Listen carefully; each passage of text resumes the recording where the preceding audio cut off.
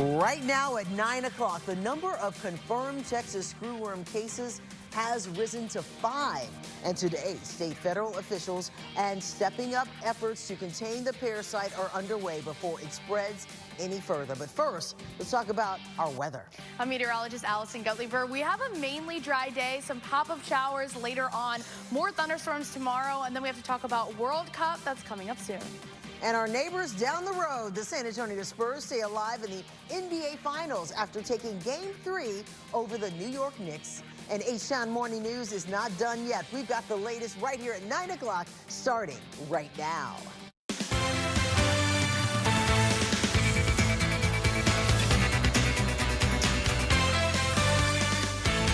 Good morning. Happy Tuesday, everyone. It is June 9th. It is CW39's Htown Morning News, and my name is Sharon Milton. Thanks so much for being with us. We've got our meteorologist, Allison Guttlever. I'm going through that list of, yep, this is it. That's that, and we got that covered.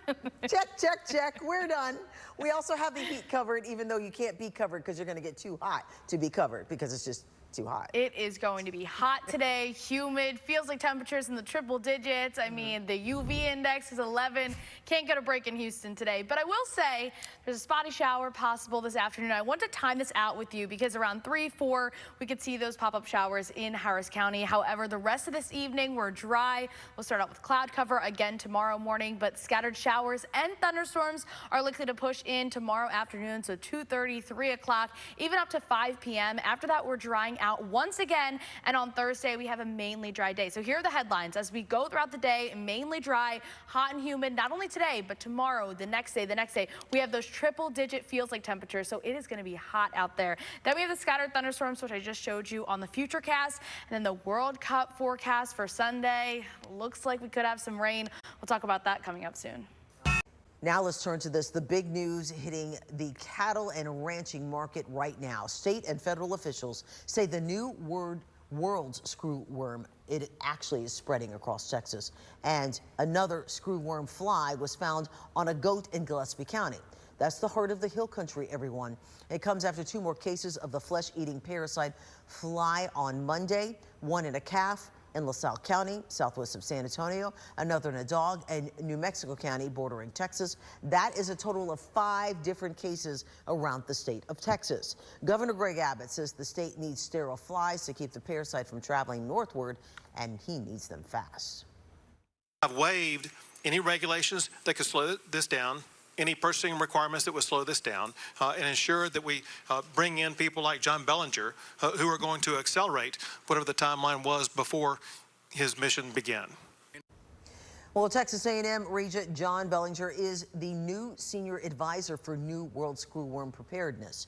He's going to help lead the U.S. Department of Agriculture's efforts right here in Texas. So let's look at a map of some of the confirmed screwworm cases here in Texas. This will help you out just a little bit. It's a customized map from our news station in the Valley. They created it, and the orange squares indicate the counties where at least 1 confirmed case has currently been reported. And if you hover over the orange little portion of the map, it'll give you the total number in each county. There's a link to this interactive map on our website as well, so you can go to CW39.com after our show to learn more. Now, because of these screwworm parasite cases in Texas, the Canadian Food Inspection Agency said it will temporarily limit livestock imports from the Lone Star State. Canada said it will not allow animals like horses that come from Texas, or if they were in the state within 3 weeks prior to arriving in Canada. Harris County says it has a plan to save more than $322 million in Hurricane Harvey flood control funding. So the county officials are proposing a funding swap. That would move certain flood projects into grant programs with later deadlines. That would also help avoid the loss of all that federal money. The Flood Control District is managing more than $800 million in Harvey-related projects, some of which are at risk of missing a February 2027 deadline.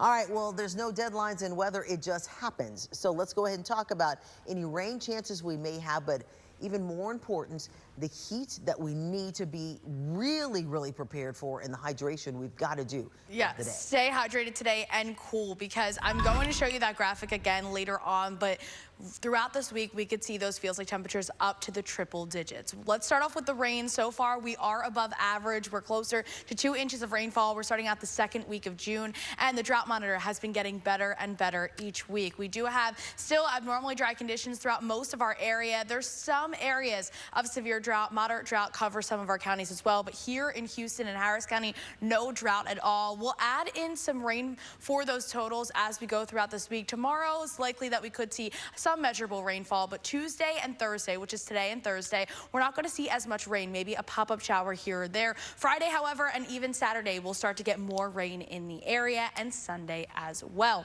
Let's talk about the heat now. We are going to see triple-digit feels like temperatures as we go throughout this afternoon. 2 o'clock, 3, even 4, going up to 5 and 6. We're going to see those heat index values up to around 102, and that's the same thing for tomorrow, 103, 105 on Thursday. You can see how big of a difference it is from the actual temperature and that feels like temperatures. Thursday looks like it's going to be feeling the hottest out there. Again, 105.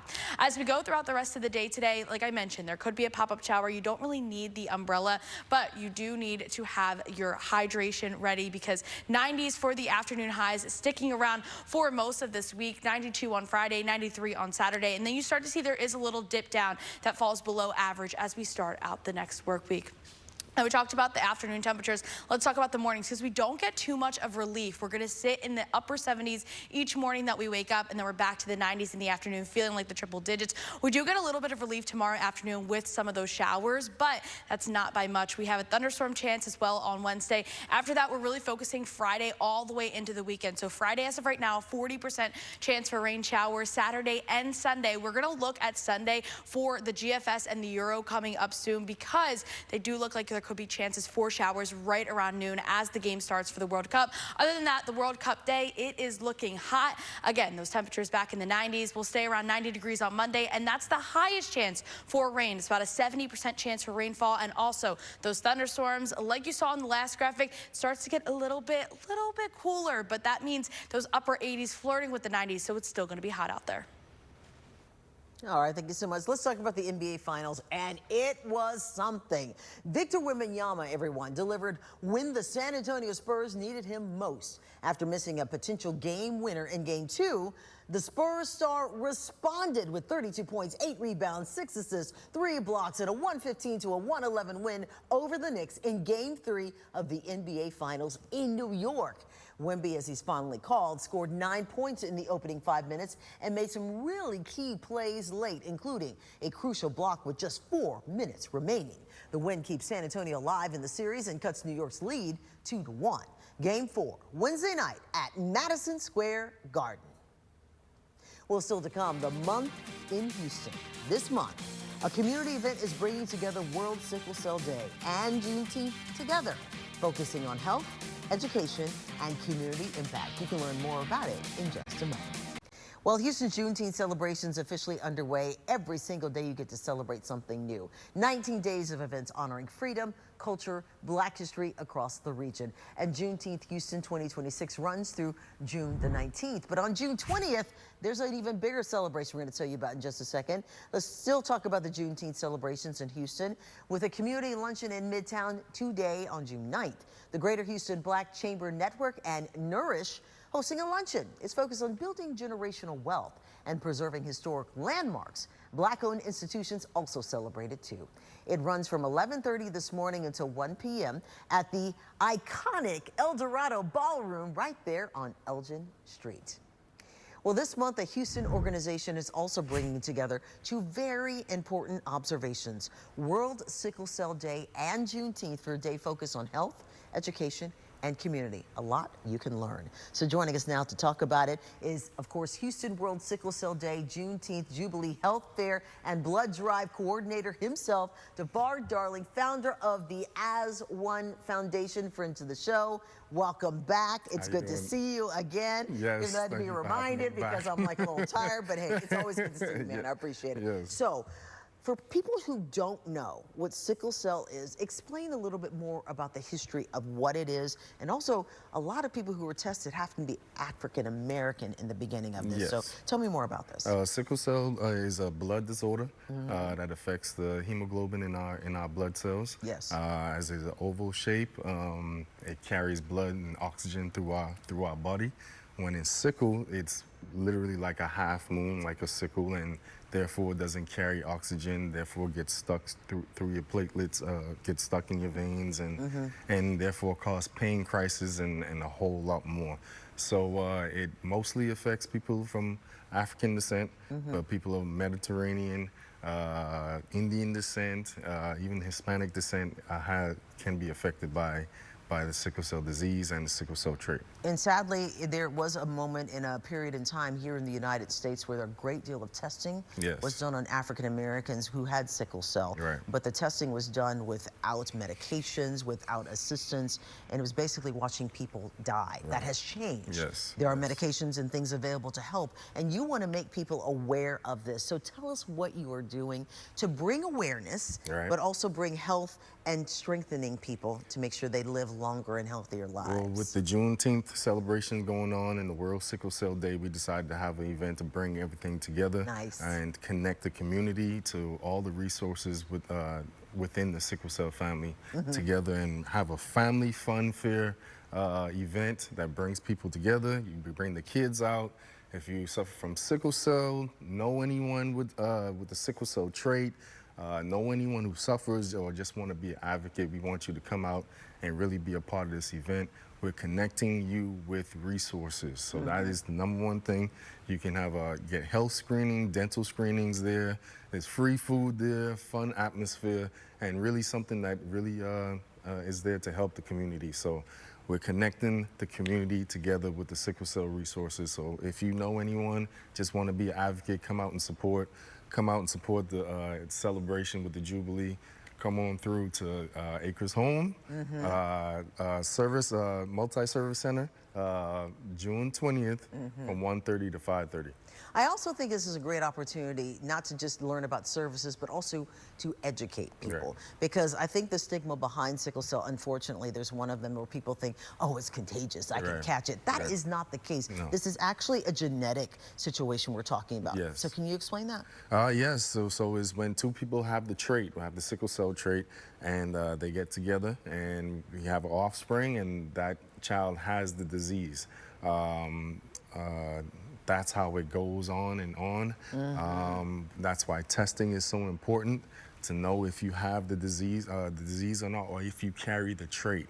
Knowing if your trait status is most important, because more people are affected with the trait than the actual disease. Yeah. So. And most people don't even know it. And most people don't even know it. They test at birth, and from that point on, you just go on and live your life. And until you have a child, usually is when you find out, oh, I didn't even know I had that in my family. Speaking of family, and it is impacting you and your family as well, too. Yes, of course. I have the trait as well. My identical twin brother, Devon Darling, passed our freshman year at Florida State due to physical overexertion and sickle cell, of course, sickling was found in his blood. Did you know beforehand that he had sickle cell?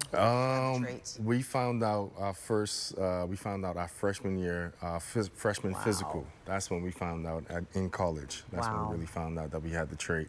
But once we found out, they just said, make sure you don't have procreate with someone who has the trait as well. And that was the only advice.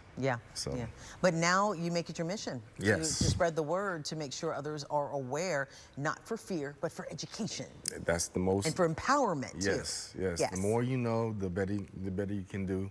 The more you know your body is the most important thing, and how your body works, and eating on time, being hydrated, and all the important things to keep you healthy. Now, will there be a blood drive at this event on the 20th, or is that a separate event? No, it will be at the event. The blood drive is very important.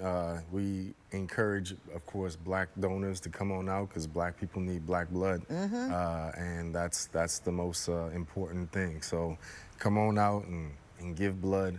and help save lives. Now, I've given blood before, but I got to ask the important question. Do we get snacks? Oh, yeah, you got the snack. I told you, you got the snacks, you got the food, you got your little juice. Yes. You know what I'm saying? You got all My your juice sweets. is important when I get blood, and little cookies or something like that to replenish the sugar. So, okay, so one more time, information on how we can be there, because while Juneteenth wraps up on the 19th, this is a continuation of health. So June 20th, we got a new day to celebrate. It's on Saturday. Yes. It's on a Saturday. So come on out to the Multicultural or the Multi-Service Center in Acres Homes. Yes. From 1:30 to 5:30, and you'll be there. Fantastic. And it may be warm, so stay hydrated. Yes, stay hydrated. But you got to get hydrated in order to give blood anyway. No so, question. just go ahead and do it and help Eat some others. food, have a hearty, some hearty breakfast and a good lunch, and come on out. All right. Well, I'm going to have to put it on my calendar because I do donate blood. Not often, because I got to keep some of it for myself. Right. But, if it makes a difference, that's what it's all about. Yes. And also test as well. Yes. Good to see you. As Good always, seeing you too, appreciate it. And Thank always you. come back because you got Thank great you. things to talk about, too. Thank you for having me. Of course, always. Now, let's turn it on over. We got to talk about staying hydrated. We mentioned it. And today's another day in which we got to do it, right? Yes. Especially World Cup Htown. Today is the day, even as we talk about the World Cup forecast, you're going to need to stay hydrated. It is going to be hot all week long. Temperatures are in the 90s. It's only 5 days until the World Cup here in Houston. So on Sunday, the forecast is looking rainy and with thunderstorm chances. But I do want to talk about temperatures first. 92 degrees. So again, you need to hydrate. But now let's talk about that rain chance. So I did go and look at what it's going to look like for the GFS and the Euro. So you can see that there's rain chances in Southeast Texas for Sunday on the Sunday, this upcoming one for the World Cup. But around 12:30 is where I stopped it just to see what it's looking like. And it is looking like we could see some of that rain chance. Now, I also want to talk about those temperatures going back to it. 91 degrees this afternoon, so it's going to be hot. 91 again tomorrow. 92 as we're going into this weekend. Even 93 on Saturday. 92 again on Sunday. And it starts to dip back down below average as we go Monday and Tuesday. So really all week long, it's going to be warm for actual temperatures, but those feels like temperatures are even hotter. 102 this afternoon, 103 tomorrow afternoon, and 105 for Thursday. Over the next couple of days, you want to stay hydrated. You want to stay cool. We're also talking about you need sunscreen because the UV index is going to be very high. But because of all of this, you really just want to stay indoors during those hottest times of the day, which is right in the afternoon hours, all the way up to 4, even 5 o'clock. Now, we will see a little bit of sunshine this afternoon. There is a chance for a spotty shower later on, but tomorrow is when we see some of those scattered thunderstorms and showers, mostly inland. A look outside before we get to your 7-day forecast. You can still see there's a lot of cloud cover out there. We're going to see that for most of the day. The sunshine comes out in just a little bit. Tonight we'll have mainly clear skies before we build in that cloud cover for tomorrow. Tonight temperatures dropping down to the 70s, so it's going to wake up. It's going to be hotter outside. 90s again in the afternoon. 103 for that feels like temperature. 105 for the feels like temperature Thursday. And then that's when we get the rain chances back in by Friday. You can see a 40% chance for rain, 50 as we go into Saturday and even Sunday. All the way up to Monday, it's a 70% chance for showers. The temperatures are going to still stay warm. The feels like temperatures are going to be even hotter. Those morning temperatures don't give you too much of a relief, but we do drop back down to around 76. I will say one thing. After the 7-day forecast, looks like temperatures could drop back down into the 80s, giving us a little bit of relief. But this upcoming week, you need to stay hydrated and stay cool. It is what you have been waiting for. It is that time. Maggie Fleckner, host of the one and only Htown Live, to see what she has game planned for today's show at 10 a.m. So, Miss Thing, I know you always have something. Oh, so you know I got something, honey. Good morning, my friend. Can you believe it? We're just 2 days out from the summer of soccer. Go! It is upon us, y'all. And here's the thing. Do you want to experience the World Cup without spending World Cup-sized money? You know, I'm a baller on a budget. So from free fan festivals to transportation hacks and food deals, we're showing you how to enjoy all of the excitement while keeping more cash in your pocket. So kick it with us for smart spending on Htown Live starting at 10 a.m. I'm really excited. I love how you always say baller on a budget, because sometimes they think, oh yeah, you got a budget, or baller on a budget. No, I'm a baller on a budget. So I like to ball, but on a budget. But not a broke baller. No, who wants a broke baller, honey? Nobody That's wants why a I was broke single till for so long. Married my husband late. That's a whole nother segment on smart spending or smartness. Just saying. Finding a baller who ain't broke. Next with Maggie Fleckner. TED Talk. I'll be there. I love it. All right, we got a lot more straight ahead. Stay with us and check her out at 10 a.m. It's going to be a blast. Good morning. It is almost 9:30. It is Tuesday, June 9th. Thank you so much for joining us here at CW39's Htown Morning News. I'm Sharon Melton. We've got lots to talk about. Our weather is important, so let's get to that with our meteorologist, Allison Gelliver. Hey there, Allison. Hello, Sharon. We've been talking about the heat. Ooh, yes. And more heat. It is going to be hot over the next couple of days, but let's just start off with a look outside. I think the good thing is it's not going to be too rainy today. There could be a spotty shower in Houston later on in the afternoon. Look outside, saltwater recon camera. This is 73rd in the seawall in Galveston. You still see a lot of cloud cover, but the sun will make its way out as we go later on this afternoon, and even dry and clear skies as we head late this evening.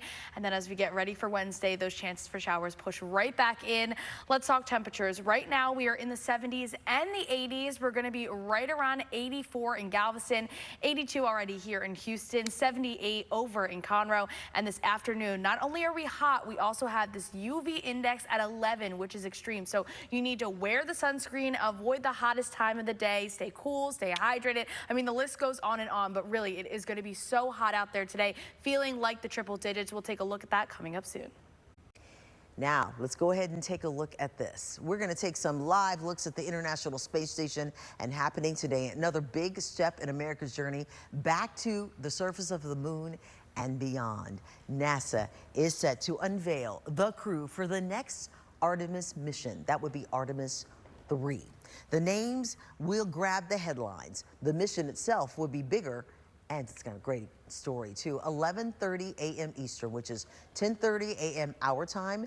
NASA will introduce these 4 incredible astronauts assigned to Artemis 3 while also providing an update on the flight that's become a key step in America's return to the moon. Everybody understands what's at stake right now. Doesn't that give you chills? I love it. The Artemis 3 mission is currently targeted for launch date in late 2024. Announcement comes just 2 months after the incredible Artemis 2 successfully carried 4 astronauts around the lunar surface, the first crewed mission to the moon, in more than 50 years, I should say. Artemis 3 isn't a moon landing mission, so let me remind you, instead, it's become a critical test flight for what is to come next. NASA wants to prove that it can safely dock Orion, that's that space capsule, with a commercial lunar lander and move between the 2 spacecrafts. If something goes wrong on Earth's orbit, there's a way home. But near the moon, the stakes are so much higher. While today's announcement is happening here in Houston, the road back to the moon still runs through Florida's Space Coast. Artemis 3 is slated to launch from Kennedy Space Center, and much of the hardware and technology is already being developed there at that location too. So the live stream will be available exclusively online, so make sure you tune in starting at 10:30 a.m. Catch it at CW39.com. And speaking of that next era of lunar exploration, everyone, it is underway. Last month, NASA announced it's working on a moon base. That will be a habitat on the south pole of the moon. These NASA astronauts and the hopefuls can one day live long-term in that capsule, and NASA hopes to have something in place in just 3 years. But first, it needs to find the exact right spot. Eric Henriksen from our sister station in Austin explores the area and the company in Austin that's going to help make all of this happen. Perhaps the boldest mission in human history, leaving the Earth behind. We always are looking to do bold missions, and Moonfall is no different. Cedar Park-based Firefly Aerospace is one of several companies embarking on this epic trek. The mission is no earlier than 2028. The first commercial company to achieve a successful moon landing. Firefly's next task, carrying 4 drones to the lunar surface aboard their Electra orbiter. The drones will land, and they'll be able to do mapping of landing sites. They can actually hop, so they can continue to do propulsive maneuvers and hop over very interesting terrain and use their instruments and their cameras to give us very valuable data on the terrain. Ray Baker, Moonfall project manager for Jet Propulsion Labs, says the landing site on the South Pole is a very alien place. The hardest thing is that the sun is very low on the horizon, and depending upon the local terrain, if you've got a mountain or a crater rim nearby, You may be expecting to be in sun to charge your batteries with the solar panel, but you may end up in shadow unexpectedly. While mapping this terrain is essential to colonizing the moon, they also have an extra mission, surviving the night. It's going to get down to as cold as 50 Kelvin. On our vehicle, that's about minus 370 Fahrenheit. The drones will carry a special payload meant to survive a rather chilly night that lasts nearly 2 Earth weeks. For Firefly, this mission is the first step in a lunar future. It's going to look like downtown Austin. It continues to just grow, and we're really excited about what could happen on the moon in the next 20 years. In Austin, Eric Henriksen, KXAN News. All of this developing when it comes to the space exploration. I love the name Firefly.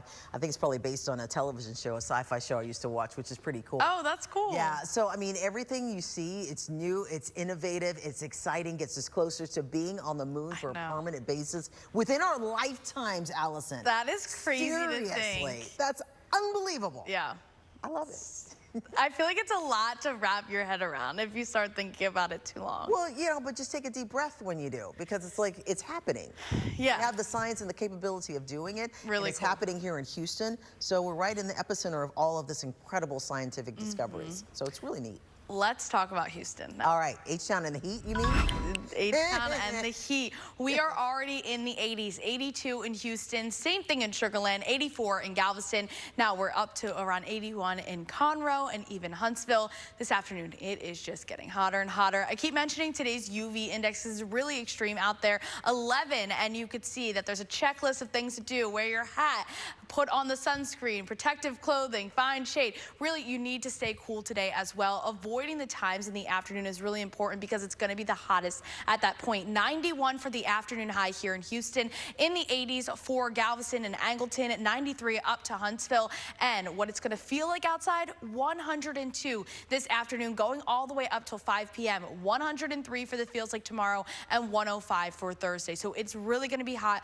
over the next several days. For tomorrow, that's the chance for showers over these next days. It's going to be scattered showers and thunderstorms, and then Thursday looks dry like today. Now let's talk about what we can expect when it comes to the rainfall. So here's a look at that futurecast. We're going to see just a spotty shower as possible later on this afternoon. You could see just something popping up real quick on here. Then we dry out and also clear out for a few hours before we get into tomorrow morning, starting out with the cloud cover and some spotty showers early when we're on air. After that, though, we're going to see most of that moisture popping in. We have some pop-up thunderstorms and heavier downpours tomorrow afternoon as well. And this all dries out by around 5, 6 o'clock. So getting ready for the Space Cowboys game. It looks to be dry tomorrow evening. Then we get into Thursday. It is going to be another day that we have some cloud cover in the morning, mainly dry skies, a spotty shower. However, Friday, things look a little bit different. Rain is possible around that 7 o'clock hour for the Space Cowboys forecast. Let's walk through the entire 7 days. So today, we're in the 90s. We're going to see a spotty shower.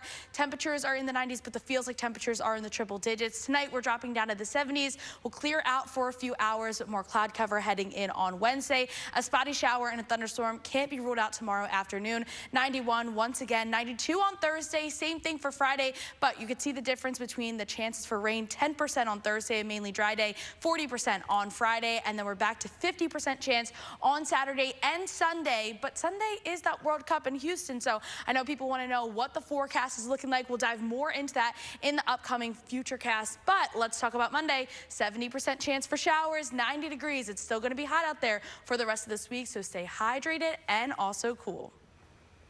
Good advice. Thank you so much. Also, some excitement coming up next. More World Cup news from U.S. soccer legends making appearances in Htown to new ways to help fans navigate downtown. We're getting you ready for the biggest event on the planet. Stay with us. How much I love the World Cup. I've been talking about it for a while, and the World Cup kicks off in just 2 days officially, with the first matches in Texas set for Sunday. News Nation's Ryan Bass reports from Miami, where security is ramping up ahead of the games there. Well, as millions of fans descend on North America and especially the United States for the World Cup, security officials are preparing for just about everything. We're talking about cyber attacks, AI misinformation, crowd surges, and even potential terrorist threats. But one of their biggest areas of concern and focus is on drones, because that technology has far surpassed where it was in 2022 when we had the World Cup in Qatar. So that is something that security officials are very much zeroed in on. And we're talking about 48 teams that are participating in this tournament, over 100 matches in North America, 78 in the U.S. alone, dozens of world leaders coming to the U.S., and that is the scale of this security challenge ahead of the World Cup. Federal officials call it the largest security operation ever tied to a sporting event. As White House World Cup Task Force Executive Director Andrew Giuliani put it, it's 78 Super Bowls in 39 days. And while officials say there are no credible threats right now, drones remain that major focus. The 11 U.S. host cities have received $250 million in federal funding for counter-drone technology, and law enforcement agencies have spent months preparing and training. Just to put this in perspective, last year, just 5 major U.S. events had counter-drone protection. During the World Cup, all 78 matches and fan festivals in every host city will have it.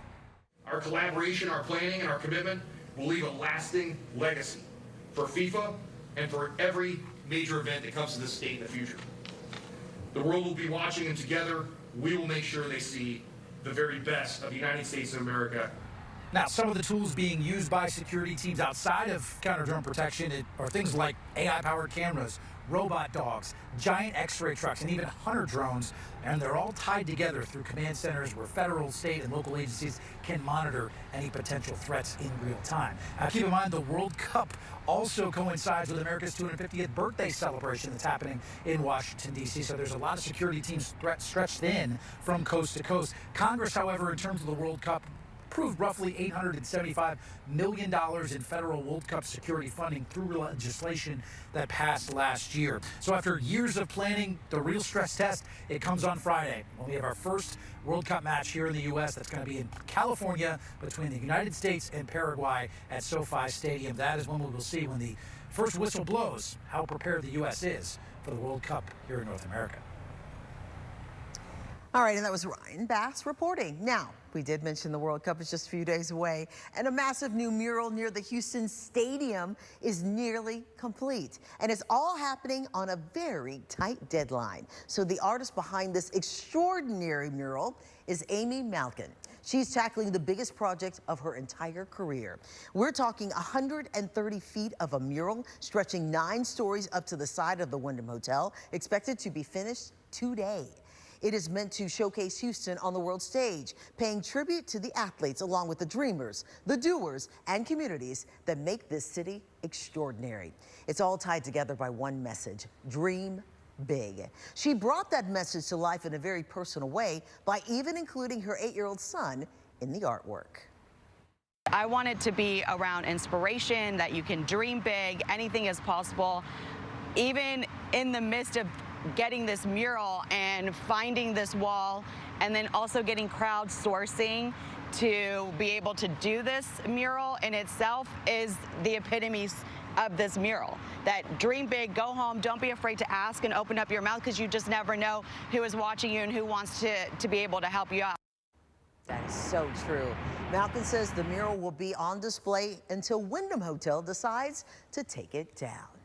Well, fans, if you're heading to the FIFA Fan Festival here in Houston, you're going to have a chance to meet some of the biggest names in U.S. soccer history. We got former stars including Clint Dempsey, Brian McBride, Josie Altidore, and Kobe Jones, all scheduled to make some special appearances throughout the entire tournament. So take a look at some of the upcoming meet and greet dates and jot them down.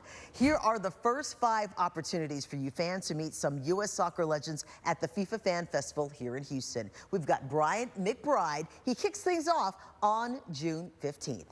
Then followed by Jeff Cameron and Breck Shea on June 19th. And then don't leave out Clint Dempsey. He's going to appear on June the 22nd. And Josie Altidore and Kobe Jones making appearances themselves later in the tournament. So go say hi, get a visit, and hang out with a couple of soccer stars to boot. And if you're heading downtown during the World Cup, keep an eye out on the colors. So let me explain. Blue marks this. Those blue hexagons on the ground will guide all fans along recommended walking routes, while purple signs will point the way to the Houston Stadium, the Fan Fest, metro stations, and other very popular spots. And if you need a break, oasis zones around downtown will offer places to cool off with lots of air conditioning. You know we need it. You can grab a bite and even recharge before heading back out. And if you're driving through Southwest Houston, you might notice colorful new banners with lots of welcome messages in 5 different languages. We are a multicultural city, so with many languages around the world right here. Our city is getting ready to welcome visitors from around the world for the FIFA World Cup, and the signs are designed by Houston artist Hamza Inzo Mohammed. They're now lining major corridors in the Hiram Clark and Fort Bend Houston communities. They're going to be celebrating our city's diversity as well as its incredible international spirit. And the World Cup is taking center stage this week, and the animals at Brookfield Zoo are getting caught up in all the hype. They just don't know it. Check out Inyota, the zebra. Because he has stripes, he probably feels more natural being a referee, get it? But then we see Iki the Adzak. Now, he's dribbling and heading skills are top-notch because he kind of butts heads with things. Not to be outdone, though, the Red River Hog shows he can move the ball as well. I guess, well, this is the zebra. The hog I saw earlier, I thought I saw some buffalo or some bison for a second. That's Lucy the bison. Let's go back to Lucy. Hopefully we can show Lucy in a second. You saw her earlier showing some, okay, there's the hog again. But Lucy the bison was showing some long-range passing. Most importantly, no yellow cards. All animals will behave during playtime or they won't get a chance to be a part of it. I love that. They're like, oh, see, there's the bison. Lucy got it going on. She's like, don't mess with me. I got this. All right. And I also noticed they got a lot of sunshine, too. We would love to have a little sunshine if we're going to be playing a little soccer or football ourselves. We have a little bit of sunshine today, a little bit of sunshine Thursday, but we do have rain in store as well. So let's start off World Cup in Houston, 5 days away. And what that means is we're looking at the forecast. Already temperatures are going to stay in the 90s for the rest of this work week. We are going to see into the weekend. We'll still stay in the 90s, around 92, 93, so quite around average. But then we do take a little bit of a dip back down to around 90 or even 89 degrees. Average temperatures, like I just showed you, around 92 for Houston. Curacao, they're going to be in the 80s, not too far off. Germany, however, on the other hand, 20 degrees cooler. So they really have to adjust not only to the heat, but also that humidity. And right now, Sunday's forecast looks like we're going to be right around average, 92 degrees. The rain and thunderstorms, though, are in the forecast as well. So we've been looking at the Euro and the GFS. So right around game time, around 12, you could see that looks to be showers in Southeast Texas, close to Houston. Same thing for the GFS. So that's as of right now, still 5 days out. Things could change just slightly or go around, but as of right now, showers and thunderstorms for the forecast. I also want to talk about what's happening for the day today. Outside, you could still see a lot of cloud cover. This is our saltwater recon camera,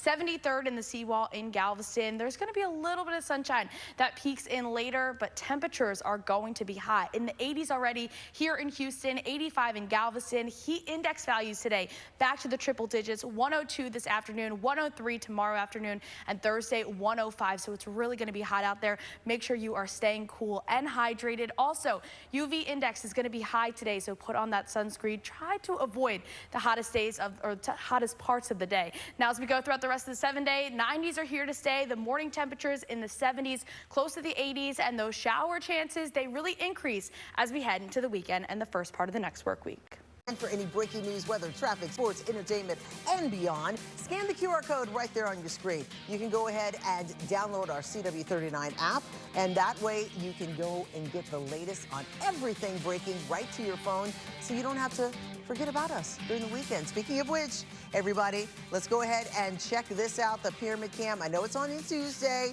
but enjoy the rest of your Tuesday. Head on out to Galveston. Do what you want. It's summer, so have a great day. We'll see you tomorrow. Take care.